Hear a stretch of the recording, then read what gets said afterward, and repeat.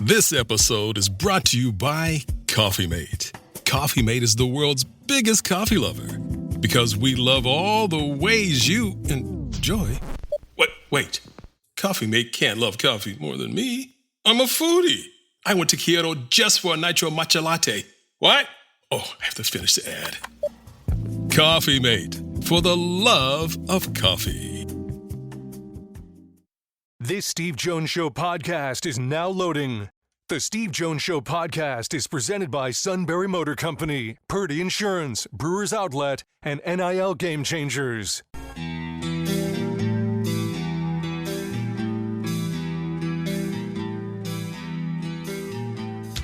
Bringing you an in-depth look at Penn State sports and more. This is the Steve Jones Show on News Radio 1070 WKOK.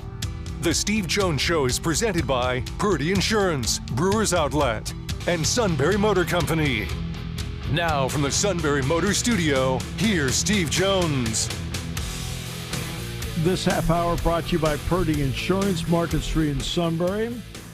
Go to purdyinsurance.com. Auto, home, light, business, boat, motorcycle, RV. I'm just listing some of the insurance needs. Everybody has multiple insurance needs. And you want to get the best price. If it's possible to save money, boy, you'd love to see that happen, especially in today's world. Purdy Insurance works hard to make sure all of that happens. That you're fully insured, primary, and to also make sure that you save money.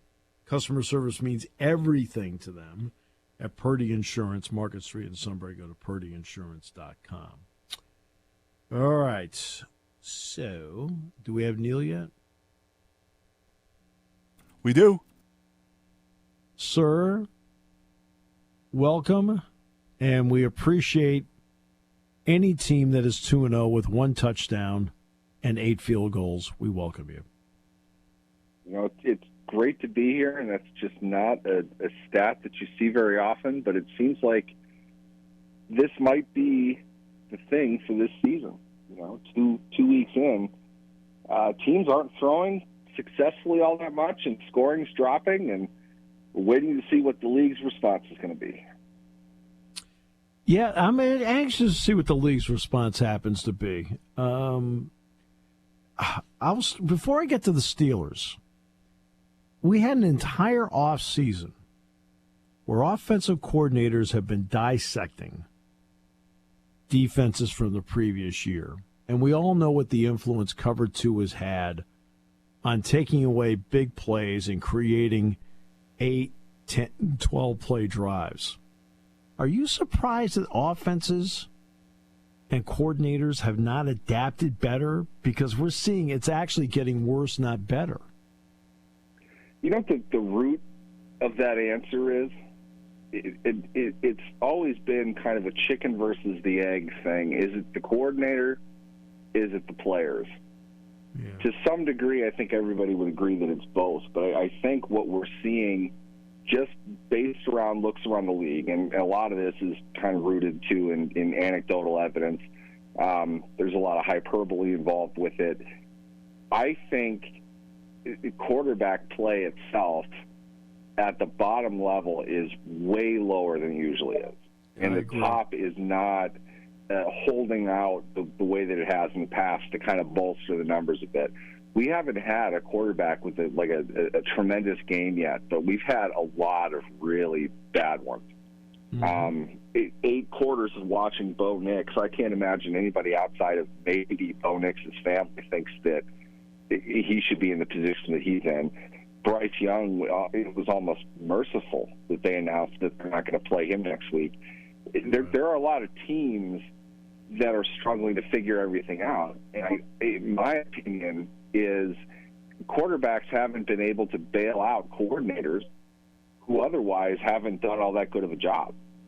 And I think if we look at this compared to what I think history is going to call kind of the golden age of quarterbacks, your your Brady versus Manning with Breeze, Rodgers, Roethlisberger kind of in the background. The main players aren't producing as well as the predecessors, the real top quarterbacks in the past have done. And because of that, you're really starting to see a lower end that's being exposed for struggling quite a bit. And that brings us back to exactly how you started this segment. Justin Fields is commanding legitimately one of the most mediocre offenses, production-wise, that we've seen in the NFL.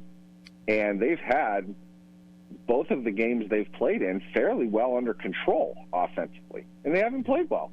They've only scored one touchdown. The MVP of the league might be a kicker right now. I mean, that's just the way it is. He had two kickers in week one that hit 6 field goals, and then one in week 2 that hit 7. This is not offensive football the way that we're used to seeing it. I really think the biggest thing is the play of the mid-level to lower-level quarterbacks is way below what it has been in the past. There's nothing you can do about that. I mean, because you can only go by what talent is produced for you to take. But we've seen a couple things. I know eventually I'm going to get to the Steelers, I promise. But Jordan Love waited. Aaron Rodgers waited. Drake May is waiting. I know there's impatience by ownership, coaches, and especially by fans about, you drafted this guy, you better play him. But is there something to be said? I mean, it's an individual basis, I get it, but is there something to be said for waiting? I've always thought you're drafting a player and not drafting a position. And what I mean by that is just because he was the first overall pick, third overall pick, whatever, does not mean he has to play. You're drafting a player, hopefully, because everyone will say this, it doesn't pertain to quarterbacks, just offensive linemen. You draft this guy, you've got that position set for the next 15 years, which is insanely not valid statistically. Mm-hmm. Injuries obviously play a huge factor in the longevity of the career of a player, but everybody thinks you get these quote-unquote non-essential positions and you draft a player, a highly regarded first-round player, put him into that spot, he's going to be there forever.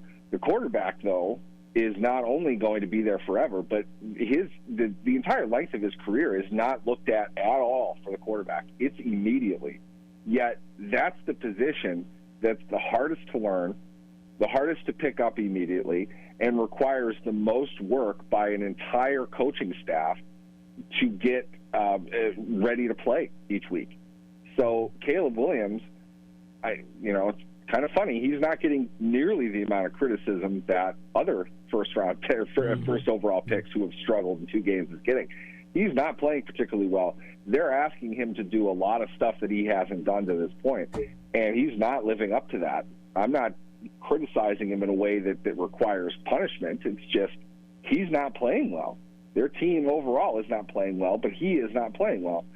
Nobody is going to say, though, and nobody has said, sit Caleb Williams. He's got to play right away. We've got to learn these things as we go. We've got to figure all this out. Well, then what about the guys that do wait? Why is that different? Jordan Love waited because he was, the 27th overall pick? Yep. I have a theory that they didn't even want to draft Love. Love wasn't even their guy, but San Francisco traded up and took Brandon Ayuk one spot before the Packers were picking, and Love was next on their board. That's why they didn't even talk to Rodgers about it. I don't think they were prepared for that. They obviously had a high-level quarterback who took that as it turns out, a deeply personal insult, and won 2 more MVPs before he left. So you can understand where Green Bay's thinking is as far as not playing him, but that's not Love's fault. At the same time, we saw Love play during the Rodgers era, and he didn't play nearly as well as he's playing right now. So the main thing I would say is how good and how consistent is your coaching staff going to be? If you have a structure in place where you can still compete and you don't need this guy to learn as he goes, per se, I think you should sit him just for the sake of letting him develop. Because the reason I say that is look at Bryce Young. Bryce Young had to play, and Bryce Young is playing right now for a dumpster fire of an organization, a variety of problems with that organization. They have ripped up and paved back over their entire functioning structure 3 or 4 times in the last 3 years. Right. Young has been a part of 2 of these now, and he looks completely lost. Nobody that knows anything about the position thinks that Bryce Young is as poor as he is playing right now. That's right. He has no with confidence in himself. The offense that they're putting out for him is completely different than it was before, and all these things were patched together on the fly. Yep. You can't build a team like that. So Young obviously is the one that's going to suffer, but at the same time, I would argue because of the scrutiny that their owner has brought upon himself and upon the team, because of the front office moves that they've made that largely haven't worked out, I think you have to sit Bryce Young because the veteran, Andy Dalton, who this might be the last stretch of games he has in the NFL, he should be the one to handle all of that on the field, lead the team in a calm, composed manner, and probably lose every start that he makes because the team just isn't very good. He should be taking the bullets right now for Bryce Young, while Young, they can sit and work with Young to figure everything out. In other words, he might not be playing, but Young's the starter. You know that. It's okay to admit it, in my opinion. I think Dave Canellis, who also might not survive another season as a head coach, I think he's absolutely making the right move in this case. And it's because they didn't sit him when they had a functional disaster all around them. You can't throw a 22-year-old quarterback in the first overall pick and expect him to fix everything because you aren't able to handle any other component of your franchise. And that's the problem. But there are plenty of examples of a quarterback that can come in and shoulder that load. I don't think necessarily Bryce Young was that guy, but you're talking about an exceptional level quarterback. Even to the point, I might argue, Trevor Lawrence wasn't put in a much better position than Young was. I agree. As weird as this sounds, though, I think Joe Burrow might have been. I think Joe Burrow is also exceptional in a lot of ways, and they did have the right structure around him. I didn't think that they did, but they proved that they could put it together, and they're reaping the benefits of him playing right away, though he did get hurt and didn't play the entire season. Right. So there's something to be said about the younger player being shielded from the issues that caused them to be selecting first overall in the first place. And Carolina has paid multiple times now, and Bryce Young is having to carry that burden for them, and it's too big. I'd argue it's too big for any quarterback. I don't know what quarterback is going to make that team successful right now. Right, because after Joe Burrow was drafted, 1 year later they drafted with the 5th overall pick Jamar Chase. They could have had Penei Sewell, but they drafted Chase. 1 year after Bryce Young was drafted, oh, wait a minute, Chicago selected Caleb Williams with their pick. See, they didn't have a pick. And they don't have a second-round pick next year either. Right, exactly. I mean, they mortgaged so much to do this, they're not giving him a chance to get people around him. The Steeler defense, you cannot win these games unless you are minimizing what the other team can do. Thus, field goals do make a difference in winning the games. What are you seeing from the Steeler defense in 2 games against 2 mediocre offenses, albeit, but still, the Steeler defense has been the best unit on the field in both games. Why? I would, first and foremost, only feel right to point out that you're looking at Denver was horrible offensively in that game. That's right. A large part of that is a rookie quarterback who I don't know if he's big enough for the chair that he's in. Can I tell you? Can I tell you a quick story? Yeah. I was around a group on Sunday, and when the Steelers scored to make it 7-0, I looked at the group and I said, "I'm not joking here. They now have enough points." Yep. It was a question of how many field goals Denver was going to have to hit to win the game. Nick's, I mean, to be fair, is tight end, the guy that flat out couldn't catch the ball if you paid him to, like they were. Oh, yeah. He wasn't helping anything, and that draws some attention away. But, oh, boy, he doesn't belong out there. Through 2 games, I mean, we talked about this, too. There was something about the way Sean Payton was really selling Bo Nix. I mean, coaches don't go out of their way to compliment a rookie quarterback that much. It was obvious to me that they were pumping him up. They needed to sell him to the fan base. He's lost. I mean, that's a problem. I don't know how much more he's going to be able to start. From a PR perspective, though, Peyton might not be able to move off of him. But as far as Pittsburgh's defense went, I mean, from an individual assignment perspective, what I would say to do is look at Pittsburgh's defense operate and then look at their offense. I think most people would probably agree that Pittsburgh's defense is a little further along than the offense is, right? That's not a bold statement. Their defense is executing. They are operating with a sense of efficiency and a sense of brutality. They're beating their opponent, and they're doing it collectively because I felt, to Denver's credit, they did a great job isolating T.J. Watt. Watt was largely quiet in that game. We have not seen that much. I don't think they threw a whole lot of different things at Watt that they otherwise might not have. Conspiracy people might point out high altitude. He missed maybe a few more plays than he would in a game. But he was, I mean, he's a factor, obviously, but he didn't make the splash plays that you expect him to. We saw another pretty solid game from Deontay Jackson, which I don't think was expected.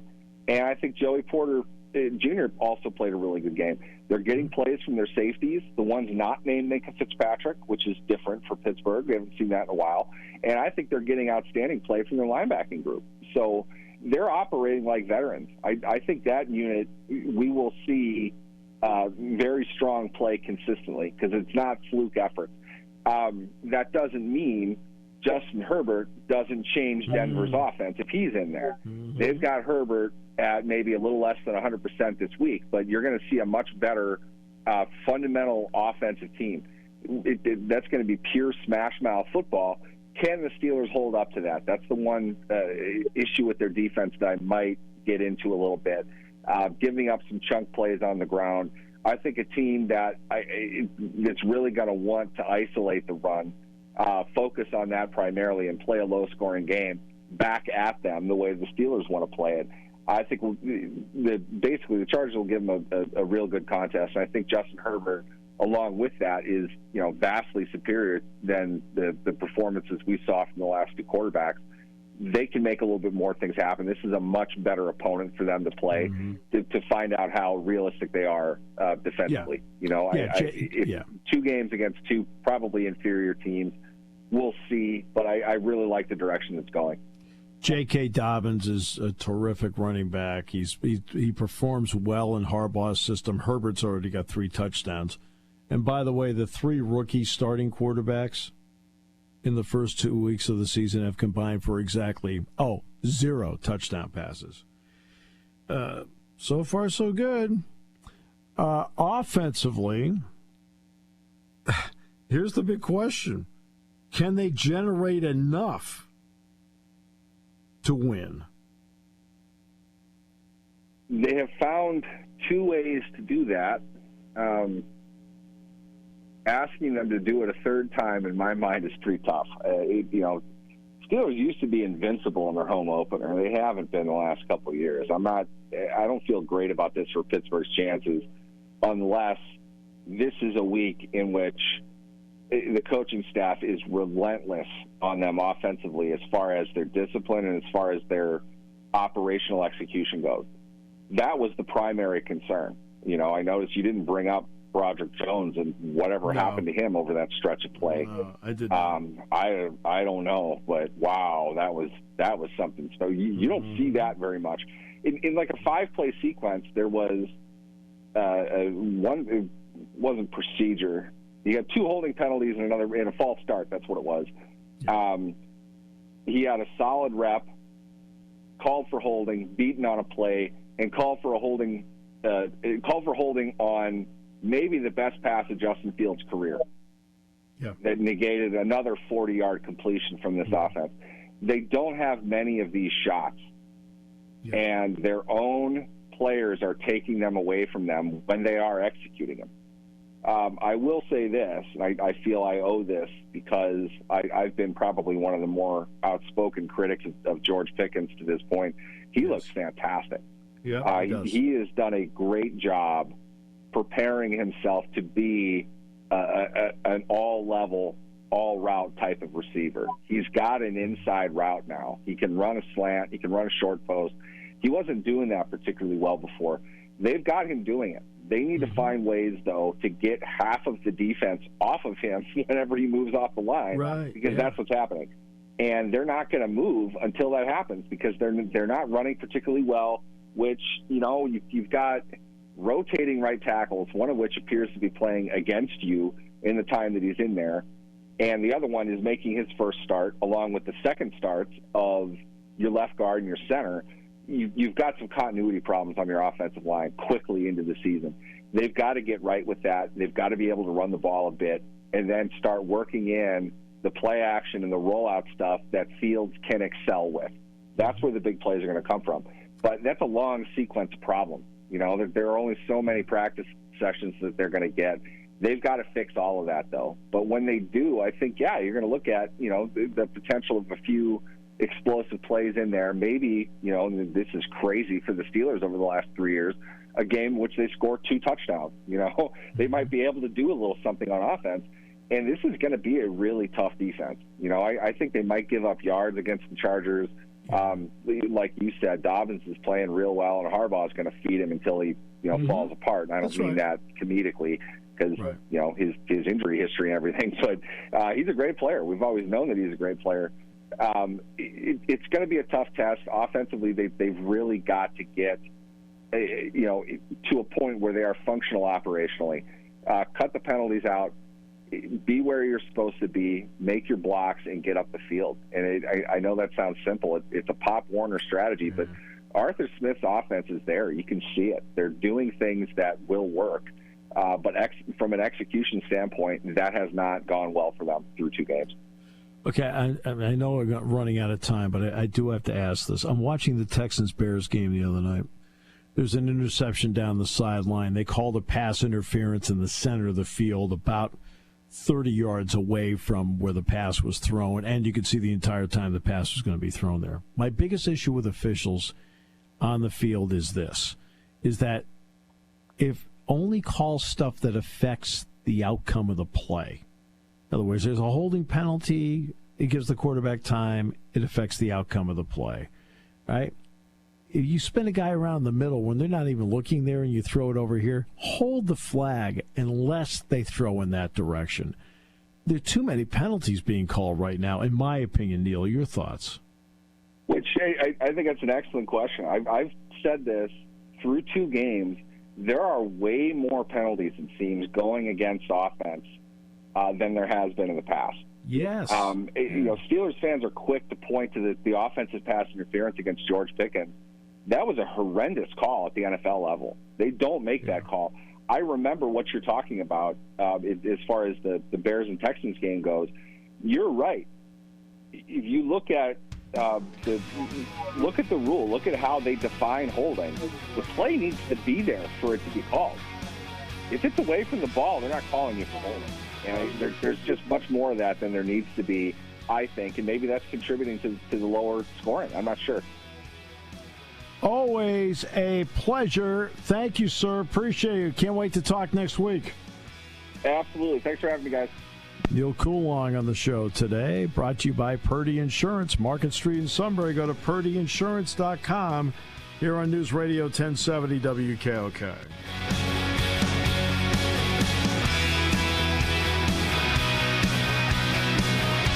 Traveling to see your fave sports team is cool.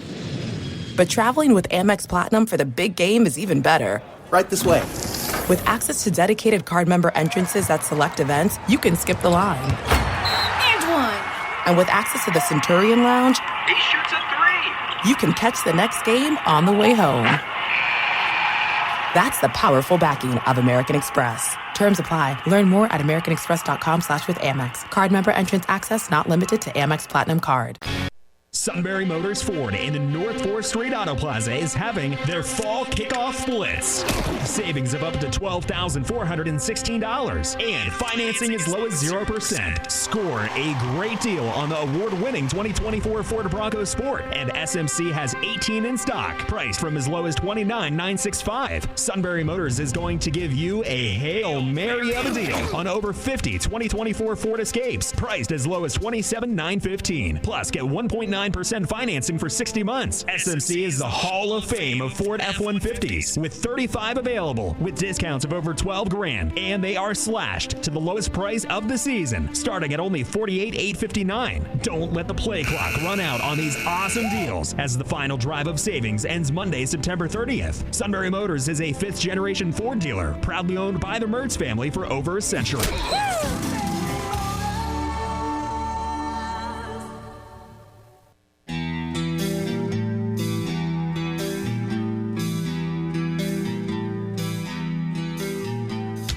Bringing you an in-depth look at Penn State sports and more. This is the Steve Jones Show on News Radio 1070 WKOK.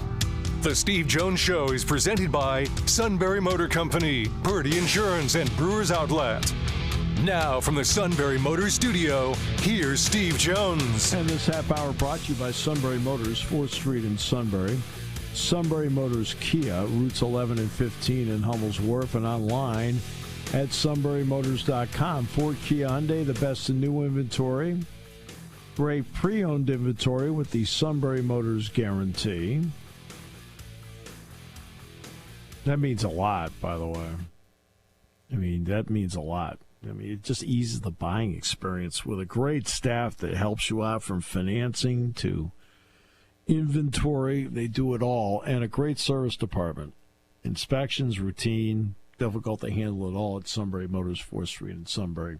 Sunbury Motors Kia, routes 11 and 15 in Hummel's Wharf, and online at sunburymotors.com. Just a quick word about Nick Dawkins. Nick Dawkins made the American Football Coaches Association Good Works team. And some of you may not realize that Nick helped found the Dawkins Family Foundation for academic and athletic excellence for young athletes and for students. Worked with the YMCA of Center County. He's helped create summer camps there, uplifting athletes. I think we all know about that for the rare disease community. Penn State's been the leader in that, and the Penn State football players have been the leaders in that. And, I mean, Nick's, we know about Nick's dad, his late father who passed away 9 years ago. And we know all about how devoted and dedicated he is to his mom. But I will say this, for example, his sister has Down syndrome, and that is something that I think has had really shaped with other factors what we see in him today. So congratulations to Nick Dawkins on that. It means he's in the running for the Werfel Award, which is terrific. I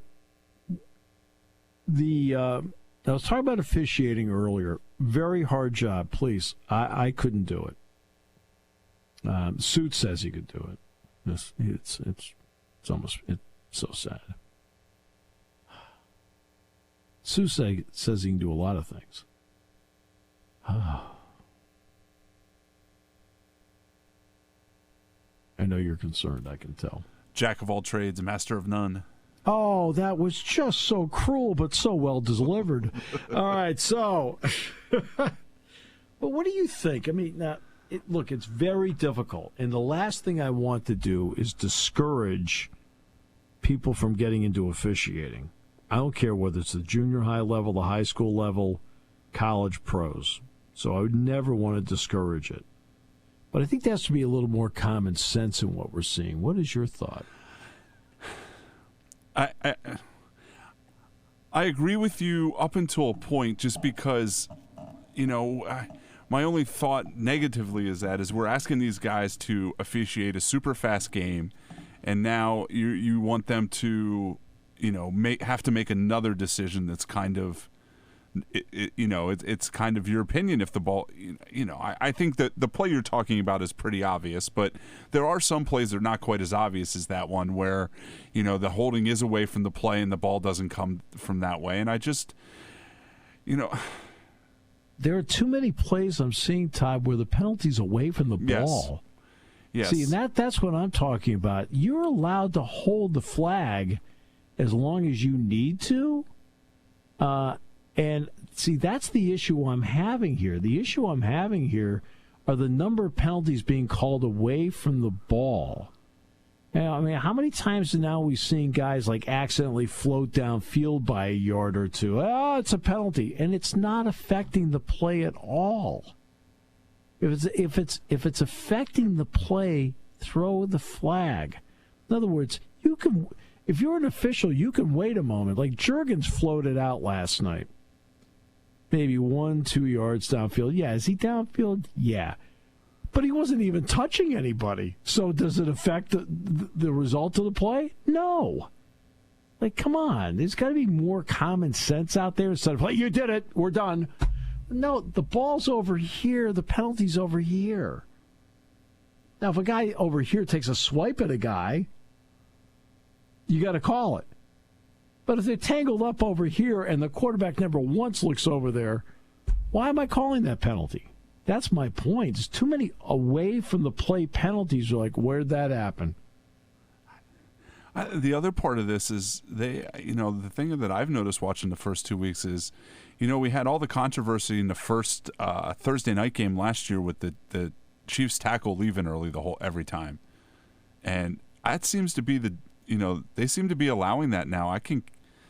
There's too many to count in the games I watched this week where the left and the right tackle have very clearly moved before the snap that they don't call anymore to let them combat the speed of the edge rushers. And I wonder, if we can't, to your point, kind of talk about this. I don't know if you can do it now in the middle of the season, when the season's already started, but kind of make that a point of emphasis to them is to give them that, you're not going to get in trouble if you throw the flag after the whistle, after the play when it's, when the penalty did affect where the play was going.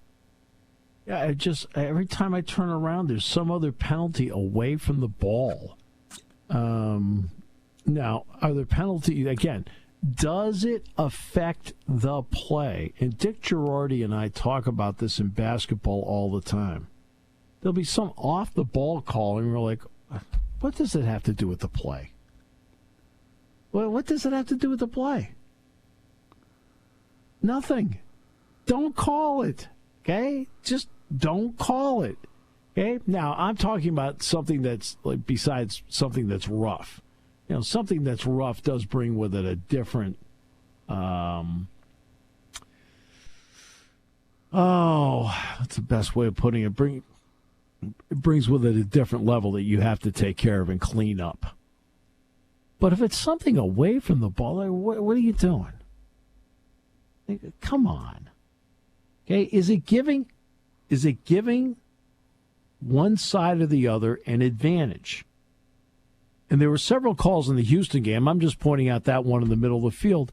That gave nobody an advantage. They weren't even looking there.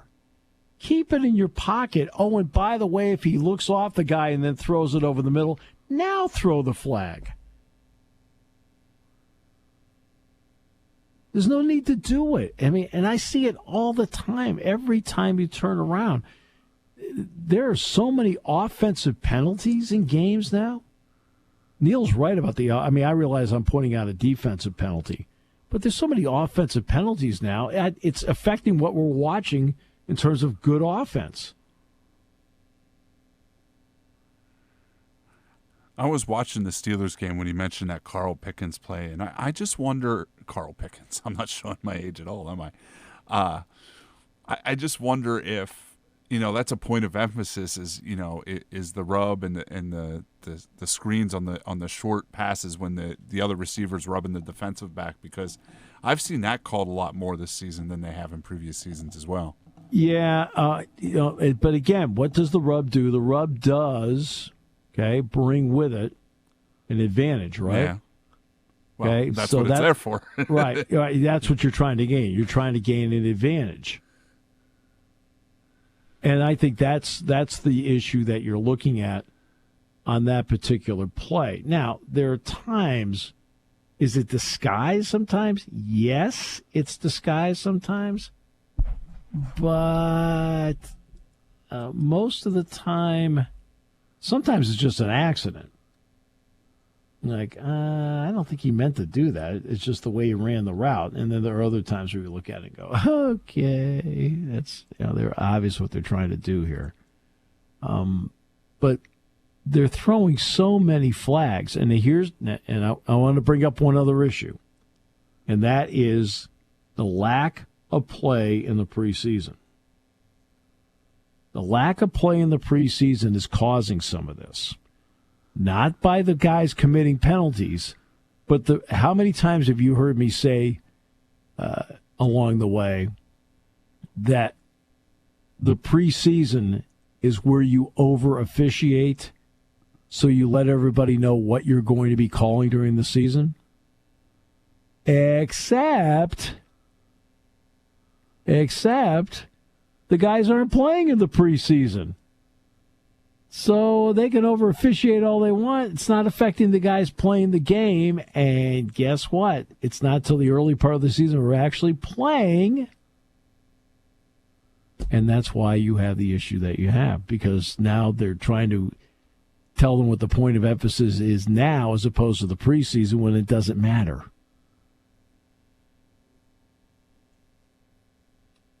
At least I think that's part of the issue. And going back to not being in being in shape for the guys that's when you start making penalties, is when you're tired. Yeah. When you start grabbing and praying that you grab a hold of him when he runs by you and things like that. Well, I'm not quite sure. Why is it when I watch football in the past, Jack Ham never came out of the game. Joe Green never came out of the game. Jack Lambert never came out of the game. Those guys never came out of the game. When did Andy Russell come out? Hey, when did Ted Hendricks come out of the game? When? Every time I turn around, somebody's getting water on the sideline. Like, why aren't you in the game? Am I missing something here? I mean, I'm watching the Cowboys game the other day. I mean, the Cowboys are getting their backside kicked. They need to turn something around. And Micah Parsons was on the sideline. Why? To keep him fresh for what? Am I missing something here? I mean, I realize keeping guys fresh, it's college is different than the pros. Okay? College is different than the pros. Because in the pros, you only have 46 guys active on the day of the game. That's it. College, you have, if it's a road game in the Big Ten, you have 74 guys available. You can play 50 guys, right? So I talk about that part all the time. You can play 50 guys. In the pros, you have 46 guys. I don't get why they're not out there. I mean, I'm watching a Rams game a couple of years. Aaron Donald, he's the greatest. He's the best. He's the greatest. He's the best. And I'm looking over, and Aaron Donald's on the sideline. Like, okay, why? I mean, Alan Page, who I thought was one of the best I ever saw, how many plays did he take off during the game? Reggie White, how many plays did he miss during the game? Am I missing something here? I would say their reply would be to keep them fresh for later in the game, but it sounds like you're watching later in the game, so yeah, I'm watching in the fourth quarter. Yeah, so I don't know. Right.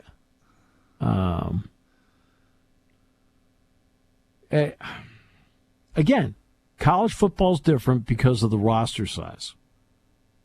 I mean, when you're on a Big Ten road game, you have 74 players you can take on the road with you. You can play 50, 52 guys, offense, defense. You can do that. The NFL, you don't have that flexibility. But I don't get why some of the all-time greats never left the game.